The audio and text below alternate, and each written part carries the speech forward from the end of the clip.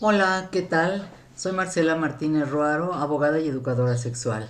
Muchas gracias por acompañarme en este esfuerzo en el que pretendo llevar a ustedes un entendimiento claro, sencillo y elemental de lo que es la sexualidad.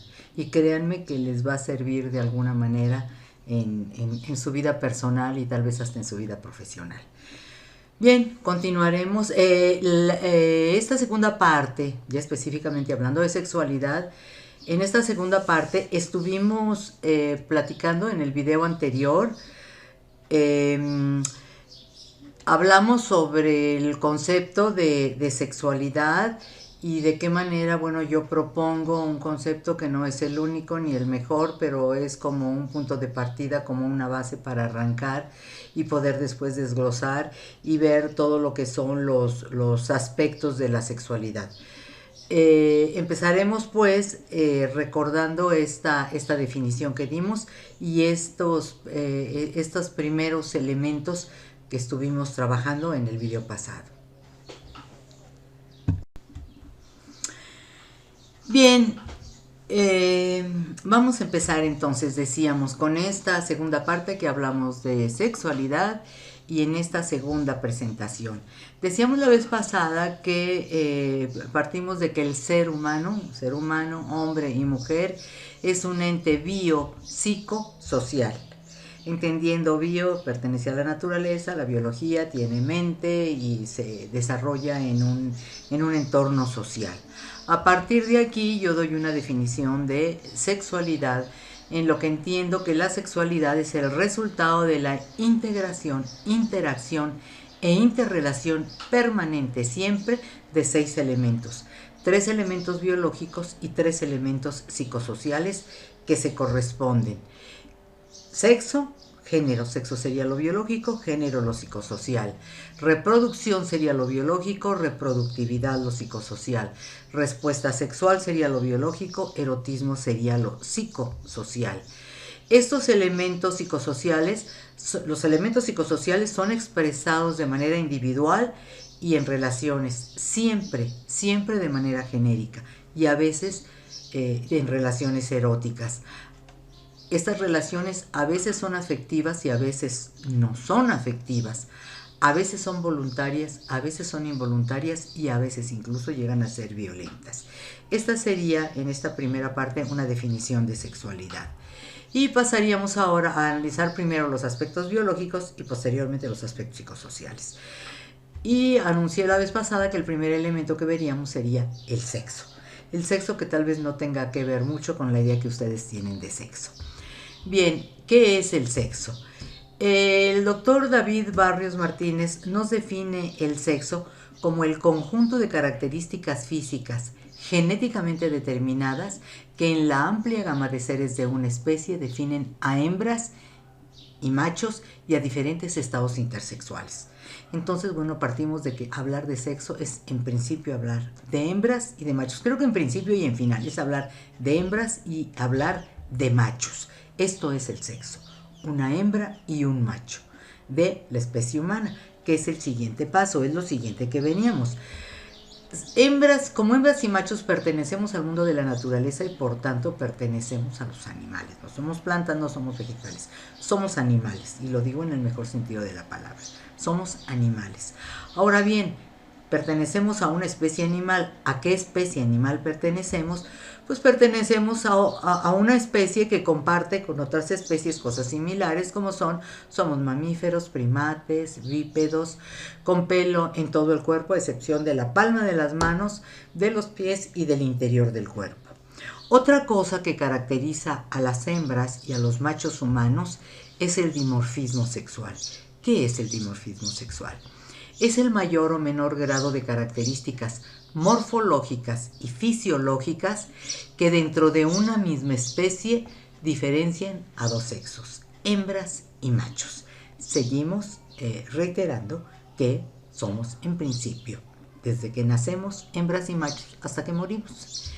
Bien, el macho, en esta especie de humana, el macho suele ser de mayor tamaño a la hembra, la voz suele ser más gruesa, es más robusto, tiene el macho más vellos de la cara y otras partes del cuerpo que le crecen más que a la hembra. Aquí tenemos a un macho y a una hembra. Independientemente de guapos o no guapos, es un macho y es una hembra humanos. Si observamos a este macho y a esta hembra, nos daríamos cuenta que la mayor diferencia entre estos dos sexos, tal vez la más importante y trascendente, de ninguna manera la única, está en la forma y funciones de los genitales y el aparato reproductor. Desde luego en los caracteres externos, las vellosidades que veremos que este macho tiene y que esta hembra no tiene, pero una diferencia que resalta inmediatamente, obviamente, son los genitales del macho y los genitales de la hembra, que son totalmente diferentes. Desde luego, y las tetas, las glándulas mamarias de la hembra, que forman parte del aparato reproductor, son para alimentar a los nuevos seres. Entonces aquí tenemos a un macho y a una hembra. Claro, este macho y esta hembra van a cambiar mucho de acuerdo a las etnias. Decimos que el macho suele ser más grande, que tiene la voz más gruesa, que tiene mayor corpulencia, etcétera, que son caracteres sexuales secundarios, pero sin embargo, dependiendo de la etnia, esto pudiera variar. Si yo comparo, por ejemplo, una hembra del norte de México a una sonorense de esas grandotas, guapotas, bien dadas, las comparo con un yucateco, rechoncho, gordito, chaparrito, pues evidentemente que esta hembra será más grande y más corpulenta que el macho yucateco, pero dentro de la especie y además dentro de la misma etnia, los machos suelen tener estas características en relación con las hembras. En general, habrá mujeres peludas y habrá hombres lampiños, pero estas generalidades se dan en la especie. Repito, de manera general, no entramos a las especificidades que sin duda también existen y sin duda también se dan. Bien, ¿en qué momento surge el sexo? ¿Cuándo surge el sexo? Contemplado como esta característica natural de la especie humana. Pues surge en el momento de la fecundación. Surge cuando un espermatozoide cuando un espermatozoide fecunda un óvulo. En este caso tenemos aquí un óvulo que es enorme comparado con incluso aquí está desproporcionado porque es mucho más chiquito el espermatozoide. Aquí tenemos a un óvulo que está siendo penetrado, está siendo fecundado por un óvulo. Espermatozoide y óvulo son células y como células están compuestas por cromosomas. En este caso ustedes saben que en el momento de la fecundación heredamos por parte de la madre la mitad y por parte del padre la mitad. Espermatozoide y óvulo van a aportar cromosomas sexuales. Los espermatozoides, hay algunos que contienen cromosomas X y hay otros que contienen cromosomas Y. En el caso de los óvulos, las células óvulos siempre únicamente van a contener cromosomas X. Esto aclara algo que muchas veces todavía no es entendido. A estas alturas yo sé que hay quien llegara a ver este video y dijera, por favor, esto es elemental, esto es de primaria. Sin embargo, créanme, hay mucha gente de la población que todavía ignora estas cosas, que no lo sabe, que el sexo lo da el espermatozoide, contenido en el semen del hombre, no depende de la mujer. ¿Por qué hago esta aclaración? Porque todavía existen muchos grupos, muchos hombres sobre todo, que consideran que es a voluntad de la mujer el que le pueda dar un hombre o una mujer como hijo o como hija. Esto primero no se puede elegir, no es posible. Y si fuera posible, quien determina y quien define el sexo es el macho, no es la hembra. Porque el macho tiene las dos posibilidades de transmitir un cromosoma X o un cromosoma Y. La mujer no tiene más que cromosomas X. ¿Y qué pasa cuando se conjuntan el espermatozoide con el óvulo y los cromosomas de la hembra con el cromosoma del macho? Pues que vamos a tener una hembra que siempre, toda su vida, va a tener en todo su componente celular cromosomas XX. Y un macho que siempre, toda la vida, va a tener en su cuerpo cromosomas XY. ¿Sí? Esto es ser macho y esto es ser hembra, y lo somos desde que nacemos hasta que morimos. Existe un periodo indiferenciado en el desarrollo sexual. ¿Qué es este periodo indiferenciado? Bueno, es una etapa de aproximadamente 5 semanas durante la cual es imposible percibir, saber, ver, ni aún con la tecnología más sofisticada, las diferencias entre el macho y la hembra por sus características anatómicas e histológicas. No es posible distinguirlos. ¿Por qué? Porque machos y hembras provenimos en nuestra genitalidad y en nuestros aparatos reproductores de una sola estructura. Y aquí rápidamente la voy a poner. Esto es bien complejo, de ninguna manera pretendo explicarlo. Esto solamente un profesional de la medicina, de la biología. Yo no me voy a meter a explicarlo. Búsquenlo en internet y ahí lo van a encontrar. Pero de manera general les explico. Es una sola estructura la que el macho y la hembra tienen en sus primeros meses de vida y que después va convirtiéndose o en un aparato reproductor femenino o en un aparato reproductor masculino. No masculino, sino de hembra o de macho, porque para mí el concepto hombre, mujer, femenino, masculino pertenece más al género que al sexo. Si hablo de sexo, hablo exclusivamente de macho y de hembra. Entonces, esta estructura, que es la misma en el embrión macho como en el embrión hembra, es la misma, va teniendo cambios y va sufriendo transformaciones para convertirse en un aparato reproductor de hembra o en un aparato reproductor de macho. Y es así que vamos a encontrar que se me fue el nombre, ahorita me acuerdo. Bueno, por ejemplo, los ovarios son más o menos los equivalentes, es el equivalente, se va a convertir en testículos, ¿sí? Y así, bueno, no voy a hacerles todo el desglose, pero va siendo una transformación que procede de la misma estructura. Lo mismo va a pasar exactamente con los genitales. Es la misma estructura que va a ir convirtiéndose o en grandes labios o en bolsa escrotal o en clítoris o en la cabeza del pene. En fin, esto, repito, lo pueden ver con mucho más detalle en internet. ¿Por qué es importante? ¿Por qué hago esta aclaración? Que le estoy haciendo, repito, de manera muy elemental, totalmente sin el conocimiento que debiera, pero sí como señalamiento, nada más decirles, ojo, ojo. ¿Por qué?